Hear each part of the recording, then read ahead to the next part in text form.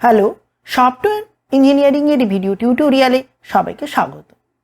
এর আগে আমরা আলোচনা করেছি যে সফটওয়্যার কি এবং একটা ভালো সফটওয়্যারের কি কি বৈশিষ্ট্য থাকার বা ক্যারেক্টারিস্টিক্স থাকার দরকার আছে সে সম্পর্কে, যার লিঙ্ক ভিডিও ডেসক্রিপশনে দেওয়া আছে, সেখান থেকে প্লিজ একবার চেক করে নেওয়া যেতে পারে।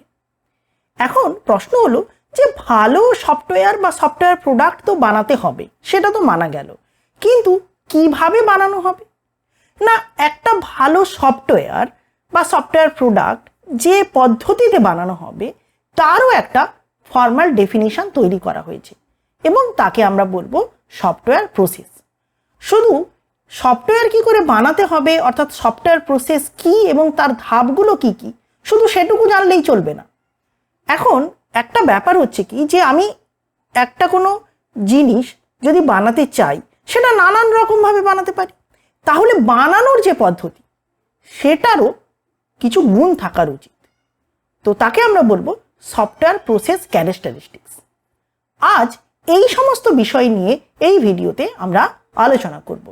তাহলে প্রথমে দেখে নেওয়া যাক যে সফটওয়্যার প্রসেসের ফর্মাল ডেফিনেশনটা কি। সফটওয়্যার প্রসেসের ফর্মাল ডেফিনেশন হলো, a software process is a set of activities and associated result whose objective is the advanced development or evolution of processed software। তাহলে এক কথায় সেট অফ অ্যাক্টিভিটিজ এবং সেই অ্যাক্টিভিটিগুলো থেকে পাওয়ার রেজাল্ট। কেন রেজাল্টের দরকার? কেন না, ওই রেজাল্টগুলো আমাকে আরও অ্যাক্টিভিটিটাকে কিভাবে মডিফাই করতে হবে সে ব্যাপারে সুনির্দিষ্ট একটা দিশা দিতে পারে। তাই এই সমস্ত সেট অফ অ্যাক্টিভিটি, সেখান থেকে পাওয়ার রেজাল্ট, সেই সমস্ত জিনিস যার মূল অবজেক্টিভ হচ্ছে যে একটা অ্যাডভান্স ডেভেলপমেন্ট ওর একটা ইভলিউশন, একটা পূর্ণাঙ্গভাবে ভালোভাবে একটা প্রসেসড সফটওয়্যার বানানো। তো এই সফটওয়্যার প্রসেসের যে সমস্ত অ্যাক্টিভিটিসগুলো আছে সেটাকে আমরা 4টে স্টেপে ভাগ করতে পারি। তাহলে the process activities হলো, a process must have following steps or activities. First, software specification। এটার মানে হলো যে in this activity customer and software engineers defines the software to be produced and about the constraints of its operations and functions। একটা জিনিস কিন্তু আবারও আমি মনে করাতে চাই যে সফটওয়্যার প্রসেস এই যে বিষয়টা, এই বিষয়টা কিন্তু অনেকটাই নির্ভর করবে কাস্টমারের উপরে। কারণ কাস্টমার যেভাবে চাইছে প্রোডাক্ট আমাদের সেইভাবে বানাতে হবে, ফলে বানানোর টেকনিকও কিন্তু বদলাবে। তাই প্রথমে আগে ঠিক করতে হবে যে যে সফটওয়্যারটা আমরা বানাতে চাইছি সেই সফটওয়্যারের মূল স্পেসিফিকেশান কি, অর্থাৎ কী কী বৈশিষ্ট্য তাতে থাকবে, তারপর হচ্ছে গিয়ে তাতে কি কি কনস্ট্রেন আছে, অর্থাৎ কোন কোন জিনিসগুলোকে ইউজ করা যাবে না, এই সমস্ত বিষয়গুলো। এবং এই সমস্ত বিষয়গুলোর জন্য কাস্টমারের সঙ্গে যে সফটওয়্যার ইঞ্জিনিয়ার তার সঙ্গে কিন্তু আলোচনা করার দরকার পড়ছে। তো সেইটাই হলো সফটওয়্যার স্পেসিফিকেশান, সফটওয়্যার বানানোর প্রথম ধাপ। একবার তোমার স্পেসিফিকেশানগুলো ঠিক হয়ে যাওয়ার পর সেকেন্ড স্টেপ হলো software developments. In this step or activities, software engineers or developers design and make code the software as per customer specification। একবার কাস্টমার যে বলে দিল যে আমার সফটওয়্যারটায় এই এই জিনিস থাকবে, উদাহরণ হিসেবে বলি যে আমি একটা কোনো দোকানের স্টক রেজিস্টারের সফটওয়্যার বানাতে চলেছি। তো যে দোকানদার সে বললো যে দেখো আমার এই টেবিল থাকবে, এই কলাম থাকবে, এইরকম একটা ইন্টারফেস আমার চাই, যেখানে ক্লিক করলে আমি আমার প্রোডাক্টগুলোকে দেখতে পাবো কি বিক্রি হয়ে গেছে, কোনগুলো আছে। এবং সবসময় যে কাস্টমার বলতে পারবে তেমন নয়, সফটওয়্যার ইঞ্জিনিয়ারের তো অনেক অভিজ্ঞতা আছে, সে সেই অভিজ্ঞতা শেয়ার করে যে কাস্টমার তার সঙ্গে আলোচনা করতে পারে। কিন্তু যাই হোক, সফটওয়্যার স্পেসিফিকেশান একবার হয়ে যাওয়ার পর এবার সফটওয়্যার ইঞ্জিনিয়ার সফটওয়্যার ডেভেলপমেন্ট করতে শুরু করবে, মানে অ্যাকচুয়ালি মেক কোড, সে C++-এ হোক, জাভায় হোক, পাইথনে হোক, যে কোনো ল্যাঙ্গুয়েজে অ্যাকচুয়াল কোড লিখতে শুরু করবে, যেমন কাস্টমার যে স্পেসিফিকেশান দিয়েছে সেই রকম সফটওয়্যার বানানোর উদ্দেশ্যে। থার্ড প্রসেস সেটা হলো সফটওয়্যার ভ্যালিডেশন, অর্থাৎ কি না সফটওয়্যারটা ঠিকঠাক কাজ করবে তো। তো তাকে আমরা চেক করবো কি করে, না আমরা কিছু ড্যামি ডেটা ব্যবহার করব, যেমনটা দোকানের হওয়া উচিত ছিল। যেমন উদাহরণ হিসাবে দোকানে ধরা যাক যে কোনো একটা হেডফোন বিক্রি হয়, এবার হেডফোনের দাম ধরা যাক 500 টাকা। তো আমি সেখানে হেডফোন লিখলাম, কোম্পানির নাম লিখলাম, 500 জায়গায় 600 লিখলাম, অ্যাকচুয়াল প্রাইস নয়, জাস্ট ড্যামি ডেটা। তো সেটা দিয়ে চেক করে দেখবো যে সফটওয়্যারটা ভ্যালিড হচ্ছে কিনা। তাহলে in this activity software is checked to ensure that the software was made according to the customer requirement and specification or not. Here different testing methods are used. শুধু যে ডেটা দিয়ে দেখবো তা নয়, কাস্টমারকে একবার ডেকে আনতে পারি এবং তাকে একবার দেখাতেও পারি যে চলো তুমি দেখো এই সফটওয়্যারটা তো বানিয়েছি, তুমি যেমন যেমন চেয়েছিলে তেমন তেমন হয়েছে কিনা। এবার হতে পারে যে এমন ধরনের কিছু ডেটা আছে যে ডেটাগুলো ফিট করতে গিয়ে দেখা গেল খুব সমস্যা হচ্ছে। মানে উদাহরণ হিসেবে ধরা যাক যে আমি ভেবেছিলাম যে কোনো প্রাইস 4 অঙ্কের ডিজিট হবে, কিন্তু কোনো প্রাইস ধরা যাক 5 অঙ্কের ডিজিট হয়ে গেল। তার জন্য আমি সফটওয়্যারে তো কোনো স্পেসিফিকেশন রাখিনি অ্যাজ এ সফটওয়্যার ইঞ্জিনিয়ার, তখন আমাকে সেখানে চেঞ্জ করতে হবে। অথবা কাস্টমার এসে বললো যে না এই জায়গাটা না একটু ভালো লাগছে না, এটাকে না এইভাবে একটু চেঞ্জ করে দাও। তো এইভাবে সফটওয়্যারটা ভ্যালিড হয়েছে কিনা, কাজ চলার জন্য উপযুক্ত হয়েছে কিনা সেটা চেক করা হবে। এবং শুধু তাই নয়, হিয়ার ডিফারেন্ট টেস্টিং মেথডস, এগুলো নিউমেরিক্যাল মেথডস, কিছু হচ্ছে গিয়ে অ্যালজেব্রিক মেথডস আছে, কিছু স্ট্যাটিস্টিক্যাল মেথডস আছে, যার সাহায্যেও আমরা সফটওয়্যার ভ্যালিড কিনা সেটা ম্যাথমেটিক্যালি চেক করতে পারবো, এবং সেগুলো নিয়ে আমরা পরে আলোচনা করব। তো একবার সফটওয়্যারটার কি কি চেঞ্জ দরকার সেগুলো জানা হয়ে গেলে ফোর্থ স্টেপ এবং লাস্ট স্টেপ সেটা হলো সফটওয়্যার ইভলিউশন। এই সফটওয়্যার ইভলিউশনে আমরা করি কি, in this activity software is modified two reflect changing customer and market needed requirement. তো কাস্টমার যেমন যেমন বলেছিল তেমন তেমন করে আমরা সফটওয়্যারটাকে ইভলিউট করে দিই, তার ফলে সফটওয়্যারটা আরো যেন বেটার হতে পারে। তাহলে ফার্স্ট হচ্ছে কাস্টমারের কাছ থেকে স্পেসিফিকেশন নেওয়া, যে কেমনভাবে সফটওয়্যারটা তৈরি হবে সেটা সম্পর্কে ডেটা নেওয়া। সেকেন্ড হচ্ছে যে সফটওয়্যারটার অ্যাকচুয়াল কোড লেখা, সি হতে পারে, সি প্লাস প্লাস হতে পারে, জাভা হতে পারে। থার্ড হচ্ছে সফটওয়্যার ভ্যালিডেশন, সফটওয়্যারটা ঠিকঠাক ডেটা নিতে পারছে কিনা, অথবা কাস্টমারের ফিডব্যাক নেওয়া যে দেখো এইরকমভাবে হয়েছে, ফাইনালি তাকে ডেলিভারি করার আগে।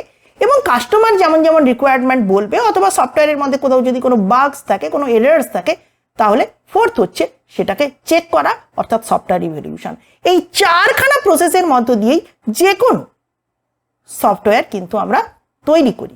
এটাই হলো একটা সফটওয়্যার প্রসেস। হ্যাঁ, হতে পারে প্রয়োজন অনুসারে সামান্য পরিবর্তনের প্রয়োজন হতে পারে, কিন্তু মূলত একটা সফটওয়্যার তৈরির এই 4টে মূল স্টেপ বা একটা সফটওয়্যার প্রসেস এর লাইফ সাইকেল হলো এই 4টে স্টেপ। কিন্তু আমি যেমন একটু আগে বললাম যে প্রয়োজন অনুসারে নাকি সফটওয়্যার প্রসেস আলাদা আলাদা হতে পারে, জাস্ট এক্ষুনি আমি বললাম। তার মানে এখানে একটা প্রশ্ন এসেই যাচ্ছে যে সফটওয়্যার প্রসেস তাহলে নানান রকম হতে পারে। হ্যাঁ, হতে পারে।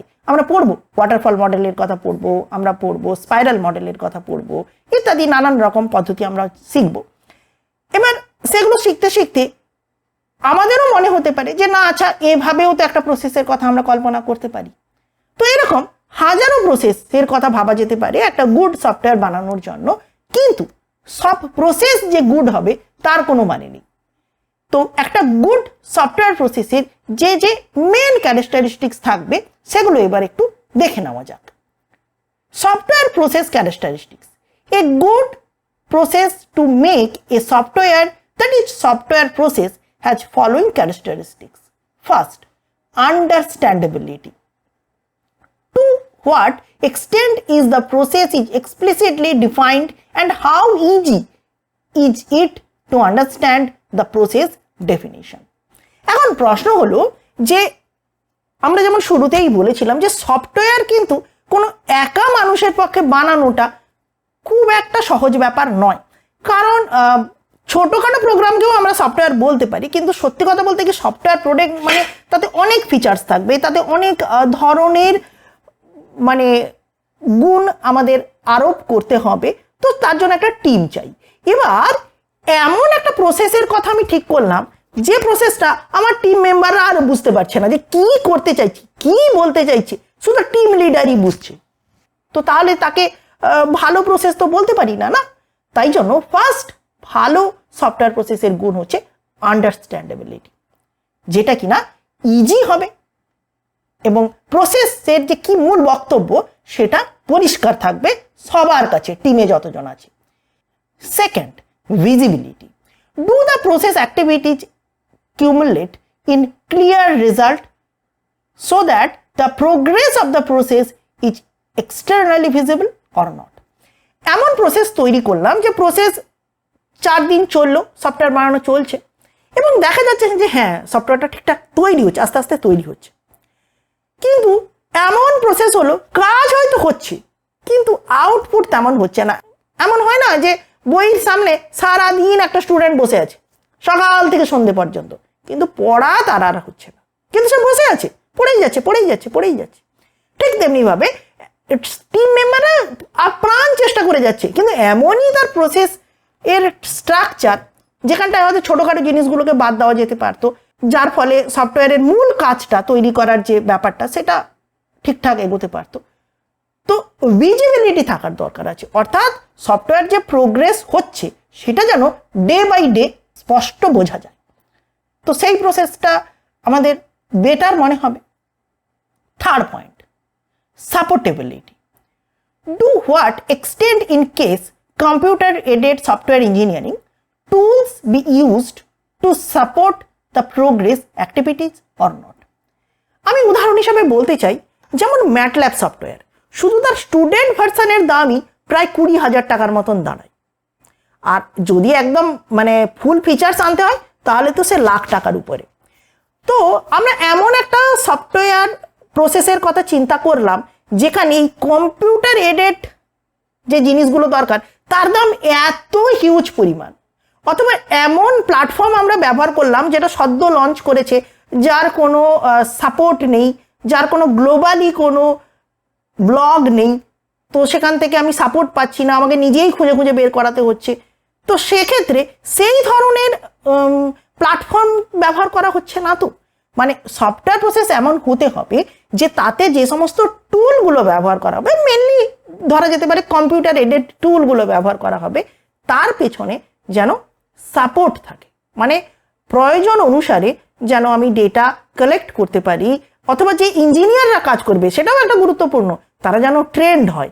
এমন প্রসেস আমি নিলাম যে সেই বিষয়ের পড়াশোনা জানা লোক সারা ইন্ডিয়াতেই হয়তো নেই, সেই সাবজেক্ট হয়তো ইন্ডিয়াতেই পড়ানোই হচ্ছে না, তাহলে সেরকম প্রসেস নিয়ে লাভ কি, যার মধ্যে সেই রকম মানে সাপোর্ট দেওয়ার মতন লোক বা যন্ত্রপাতি বা কোনো কম্পিউটার এডেড টুলই নেই।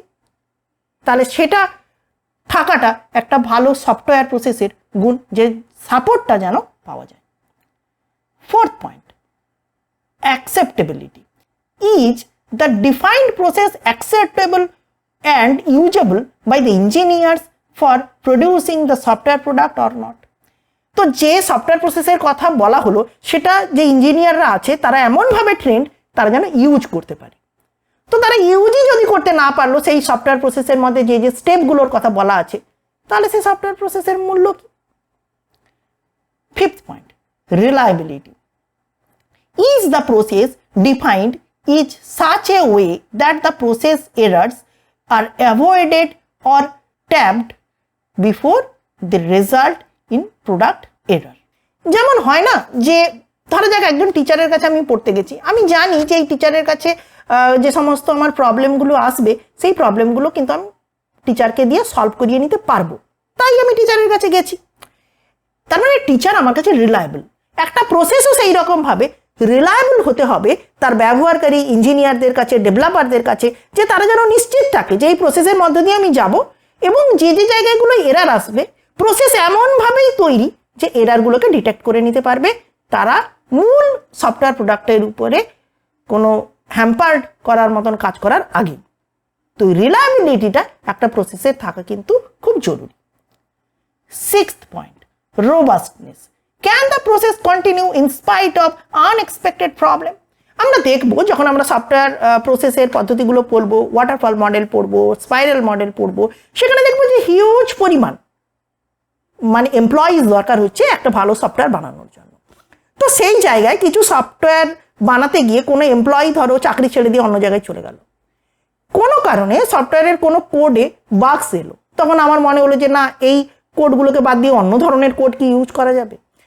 তো এই ধরনের ম্যান পাওয়ারগত সমস্যা অথবা সফটওয়্যার ডেভেলপমেন্ট করতে গিয়ে যে টুল আছে তার যে সমস্যা, সেই সমস্যাগুলো আসা সত্ত্বেও সফটওয়্যার প্রসেস কি এমন হবে যে সেই সমস্যাগুলোকে ট্যাকল করে নিয়েও বেরিয়ে চলে যেতে পারবে, ঠিকঠাকভাবে নির্দিষ্ট সময়ের মধ্যে সফটওয়্যার প্রোডাক্টকে রেডি করে দিতে পারবে। তো সেই রোবাস্টনেস সফটওয়্যার প্রসেসের মধ্যে থাকাটা জরুরি। 7th point, maintainability. Can the process evolve two reflect changing organizational requirements or individual process improvements? এখন ব্যাপারটা হচ্ছে যে সেই যে IBM এর যে কম্পিউটার বানানোর যে উদাহরণটা আমরা বলেছিলাম, যেখানে লক্ষ লক্ষ ডলার খরচা হয়ে গেছিল, হাজার হাজার এমপ্লয়িকে অ্যাড করতে হয়েছিল, যতটা ভাবা হয়েছিল তার চাইতে অনেক বেশি। তো সেই যে অর্গানাইজেশনাল রিকোয়ারমেন্টস এবং ইন্ডিভিজুয়াল প্রসেস ইমপ্রুভমেন্ট, এই সমস্ত জিনিস এমন হওয়া উচিত যা খরচা এবং সময়ের উপরে প্রভাব না ফেলে। মানে সফটওয়্যার প্রসেসটা এমন হতে হবে যাতে কম খরচে কম সময়ে তাকে মেনটেন করা সম্ভব হবে। 8th point, rapidity. How fast can the process of delivering a system from a given specification can be completed? কত দ্রুত প্রসেসটা আমাকে সফটওয়্যার প্রোডাক্ট বের করিয়ে দিচ্ছে, সেটাও কিন্তু খুব গুরুত্বপূর্ণ বিষয়। তাহলে এই ছিল একটা ভালো সফটওয়্যার প্রসেসের মূল 4টি ধাপ এবং একটা ভালো সফটওয়্যার প্রসেস হতে গেলে তাতে কি কি গুণ থাকার দরকার তার 8টা পয়েন্ট। Thank you.